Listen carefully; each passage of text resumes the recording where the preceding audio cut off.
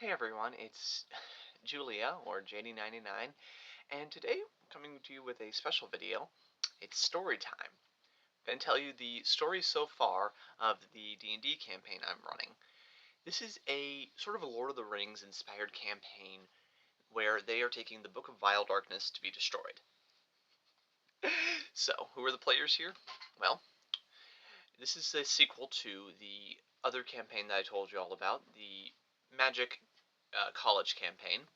Now, our friend Galen couldn't join us, so Alice is not here, but we still have the mighty Felix, the Luckmancer, and Kamaria, the world's greatest cryomancer. Rounding out the team now is also Kyrios, a paladin and the world's greatest athlete. We love Kyrios. He's a Minotaur. He's awesome. And also, just joining us for the first session,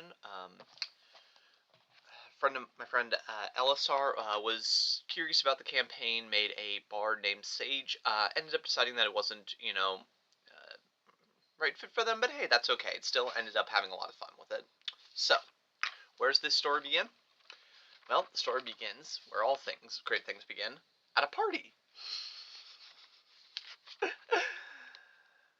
So this was thrown by the Elven High Queen at her castle in Willowsbrook.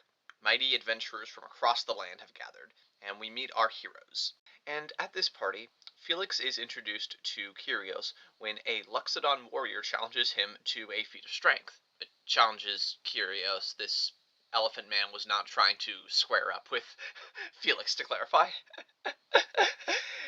And so, they start pushing back each other, trying to push each other out of the ring like a wrestling match. Now, here's the thing. Kyrios almost lost, but Felix gave him a little nudge. It's not cheating when he does it. Now, the queen comes out and, Sage the Bard even is able to put on her pan flute performance for her, which does impress the queen. And the queen then explains that large dark forces are on the move, and there is a party currently gathering magic objects to keep an ancient fiend sealed away, but there's more to be done, since as this fiend stirs, its power is being unleashed. So one group is sent off to the Well of Memory to regain control of the gate before it breaches. One is sent southward to provide support in a war between dragons. And then third, our group is given the most dangerous mission. Destroy the Book of Vile Darkness. This, an artifact with all the world's most evil secrets and magic written in it. So yeah, like I said, this is very much Lord of the Rings inspired, and we're starting here at the Council of Elrond. And Elrond? What the hell is Project Elrond? I had an example. But Elrond? Because it's a secret meeting. So the party first has to go to the hiding place in an old mine. Down there are wooden statues, monsters with pickaxes, and Felix intentionally trips the first trap that they find.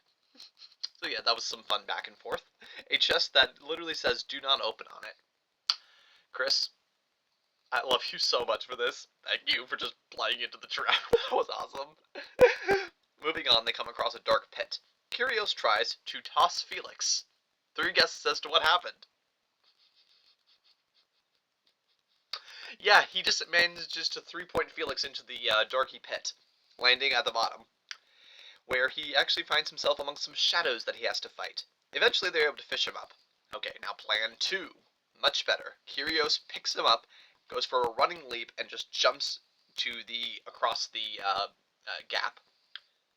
Kamaria, not wanting to be run over, just Misty steps over there.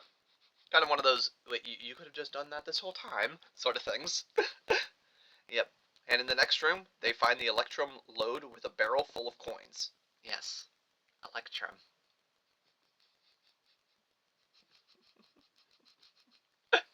If you know why I'm laughing at this. But yes, after they tipped over the barrel and decided that they didn't really want too much with it, Kamaria manages to find a bag of holding. So, what do you know? A barrel full of Electrum coins actually had something of value in it. So, next they make it to a chapel chamber with a giant door.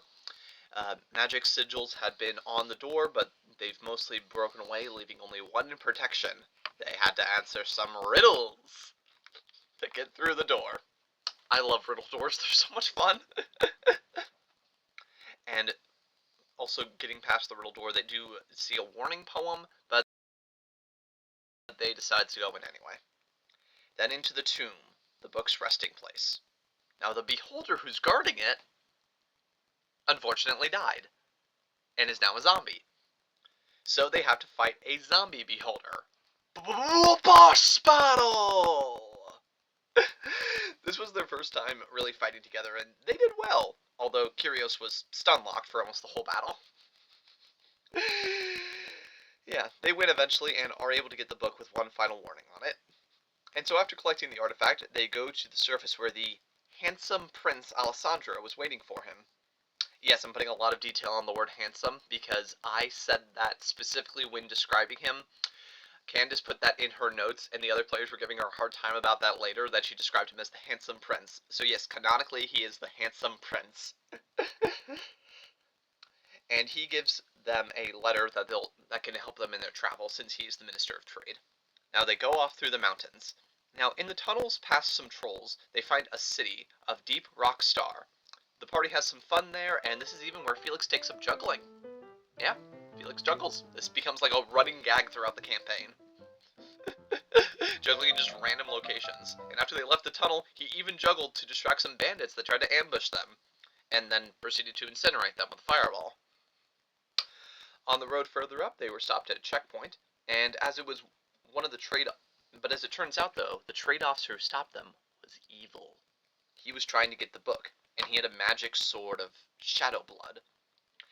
And after killing him, the party claimed this spear for destruction using Kyrios' sun mace. So this became a whole subplot of Kyrios having to break this evil artifact with a mace. Yes, this is me miming that for some reason. After that, they passed a lake where they were challenged to a Pokemon battle, where a monk dude summoned a bunch of dragons. He got away at the end of it on a dragon, so he may be back. Yeah, that one did follow Pokemon battle mechanics, where there was a guy just standing in the field, and as soon as he made eye contact with them, he decided to fight them, and just... I choose you! Green Dragon!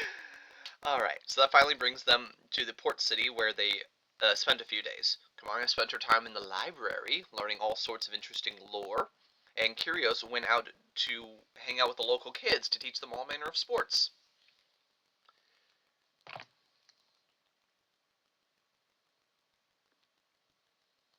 And that brings us to part 2 of the campaign, Giant's Landing.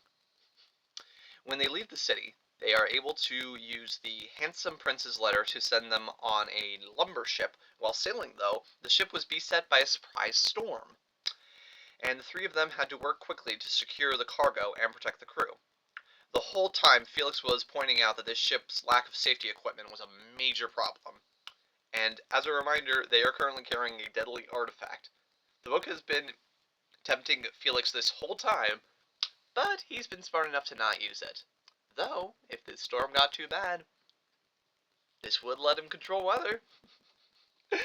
But finally, after they were able to get the cargo and crew below deck, they take some lead and try to wrap the book in it, but that doesn't work either. Eventually, the lead just crumbles through. So yes, this mysterious book is still in the background, still acting against them. They finally make it, though, to the giant land of Kurin, and this area they land in is mostly Cyclopses and Core, the particular town being Core settlement, and in this world, the core language is derived from Giant with a halfling influence and is mostly sign language. So Felix, the halfling, speaks Giant, so he takes point and learns a lot of the nonverbal cues to be able to communicate with these people. So it became a really interesting part of the campaign about, language differences and what the different expectations would be for communication across different cultures and how they're able to work together with this. And before they're able to head off further inland, though, Felix has an important errand to run. He goes to the consulate. He wants to find a representative of the Queen to file a complaint about that lumber ship because it was full of problems. No safety equipment, only like one emergency boat, unsecure cargo, you know, a crew that seemed untrained to deal with storms, you know, a whole thing. And now we get to the Great March section of the campaign, Oregon Trail style. We're not going to go through every numbered day, but we did number them, though there is a fair bit of skipping over. I think we're on day 60 now. They meet a shepherd on the road, pass through a village, and even run into some other adventurers. And now we get to the genie lamp. That's the interesting part. This was a random encounter I was waiting for. I was so happy when they finally rolled for this genie lamp. Alright! Yo, yo, woo, woo, woo, first! Because this is one of those things that can really change a whole campaign. And once they rub the lamp, they released a free tea named Kolken, and they each got one wish. So Kamaria wishes for protection against ice, Felix wishes for a portable space, and Kyrios wants to share in the genie's power, so he inadvertently becomes a warlock. And this whole thing became a turning point because the genie also was able to make creative use of Felix's wish to basically get free of the lamp. So they set him free. And now there's this genie elemental who's pretty much on their side. It's nice to know that they have some planar allies. Alright. And the next village they get to is part of the community called the Seven Villages, and it's being oppressed by a tyrant. And now it's time to start an uprising. Time to fight the Butcher Knight. See, the Seven Villages arc is my favorite so far.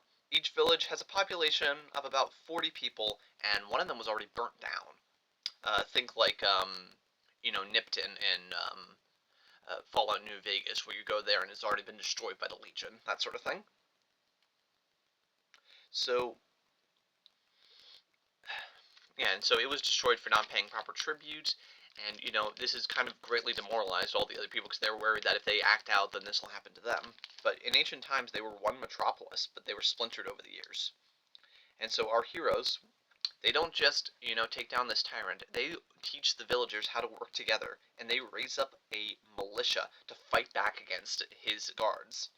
Armed with Molotov cocktails, potions, and farming tools, they assault his fort.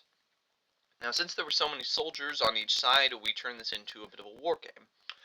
Modeled off after the game Risk, a player's turn was spent controlling a group of soldiers, 1d6 versus 1d6. Subtract the attacker's roll by the defenders, and then the rest is dealt by damage to the defender.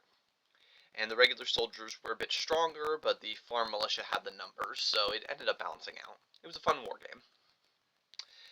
Now, this frontal assault was mostly a distraction. Meanwhile, the party climbs up the side of the fort to get up to the Butcher Knight. Big Boss Man is not alone, though. He has his own guards, and these oozes made from blood, using his magic weapon. Yep, we have another one of these blood weapons. This one's an axe. These blood drops go out in round 1, but they were at least able to help set the theme. Kyrios almost knocks the Butcher Knight off the ledge, but he just barely holds on. So what this turns into is just a melee between two paladins, one after another, just fighting. Righteousness versus wickedness. The great Kyrios having to fight against the evil Butcher Knight, while the two wizards are slinging spells to support him. But they're too evenly matched. Neither one is quite able to get the advantage on the other. Looks like this could go on forever. But then, Kamaria is able to step in to save the day. Warping to a vantage point, she's able to focus, aims her spell at the Butcher Knight, and bang! Deals the killing blow, saving Kyrios and saving the 7 villages. The Butcher has fallen, and the people are free. Woohoo! Now, here's what I love about this group. They didn't just kill the villain and leave. Instead, they took a full month out of their journey to help the 7 villages rebuild. Kamaria went to the library to teach them spellcraft and to help them learn about their ancient histories. Curios trained the new militia in more forms of combat style, and then Felix met their cultural needs, learning about their religious traditions and helping to bury their dead. He even helped to restore the temple that the Butcher Knight had desecrated, and they were all able to help in these ways to make this a stronger community. There's actually even talk that, like, after this campaign is over, maybe this is where they all retire to. That'd be fun. Alright, Chapter 3, Snow and Sulfur. So, after the 4-week sabbatical, they hit the road again.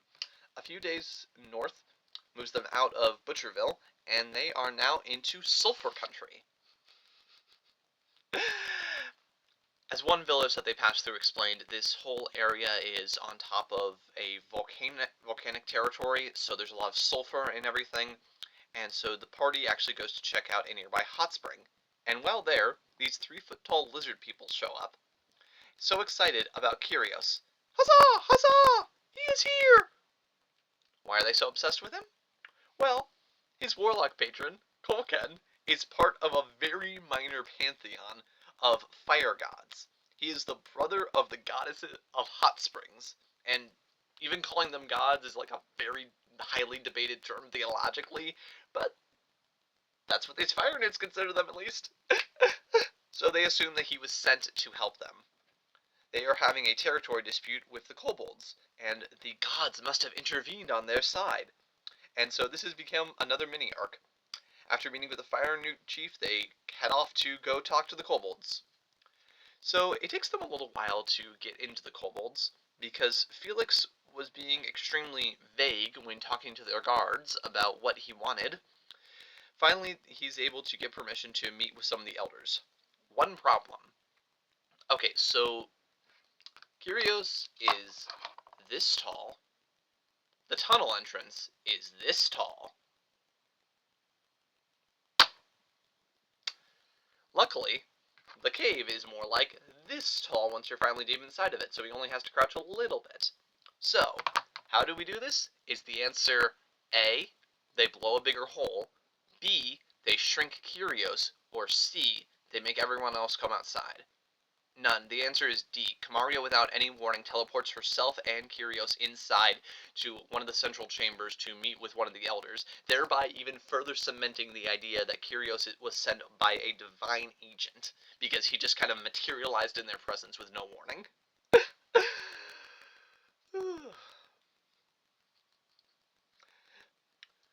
So after some negotiations with the chiefs and leaders of the kobolds, they agree to consider peace if the party does something for them. They have to go slay a magma monster that had unfortunately gotten loose in the mines. And yes, and as my player Chris is wont to point out, this is a magma monster, not a lava monster, because it's underground. The party heads down there, and the first thing that they encounter are some exploding zombies, self-combustion style. A nuisance, but handleable.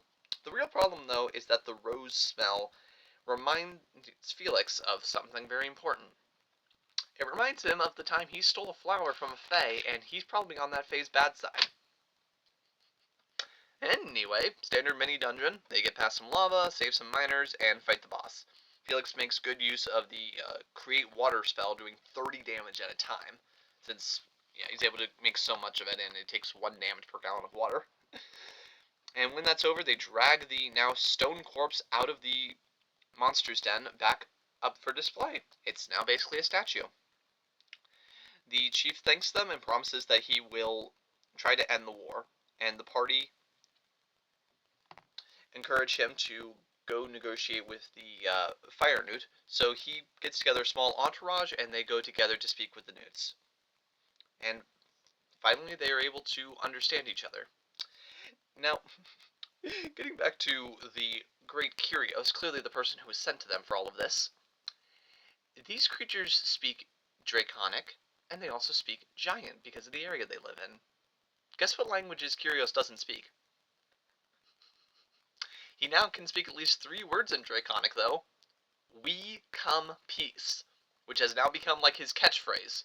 We come peace. And the various kobolds and fire newts have started saying that almost like an incantation or a prayer, like, ah yes, he has come to bring us peace. So eventually they're able to negotiate some terms and how they're not going to be fighting each other anymore. Okay. Almost done. After the peace summit, a kobold who is good with locks decides to join the group, and his name is Zakta, so they now have an employee on the road again. Traveling further north, they find a monument to Delvu's March to the Sun. This is one of my favorite bits of lore that basically about 900 years ago, a powerful demon had been blocking out the sun, and so Delvu, a storm giant, raised up an army of giants, marched up a mountain, and freaking killed her, restoring the sun, which is one of the most important, events in the history of this world. And they found a nice monument of it. Each one was holding a different weapon, and they pay their respects and move on. The next town is Snowed Over Village. Frost, a few weeks early, a very eccentric woman comes out to them and wants them to bring her to a frost giant who she worships. For once, they skip a side quest. They were like, "No, no, this woman is too weird even for us. She's trying to get us eaten by a giant or something. Nope, nope, nope. Okay, tell you what, lady. How about you go on ahead and we'll catch up with you later." All right. Most recent thing that happened though is as they were setting up camp after getting well away from that weird lady, they were attacked by blink dogs and some gnome-like weirdo with a very good kick. After dealing the killing blow, they Gyrios manages to disintegrate the head of the creature, making it much harder to identify. So they don't exactly know what this creature was, but they know what the creature wanted, because they find a piece of paper inside with a short message written in the Fey language. It's a message telling them to go get Felix. Yeah, there's Fey after him. Alright, and that is the story so far of my Book of Vile Darkness campaign. I hope you all have enjoyed it. Let's see now, if you want some more adventuring stories, I'll link some in the description below. What do you all think of this, and what do you think I should throw at my players next? Alright, hope you enjoyed this video. Until next time, have a great day, and God bless.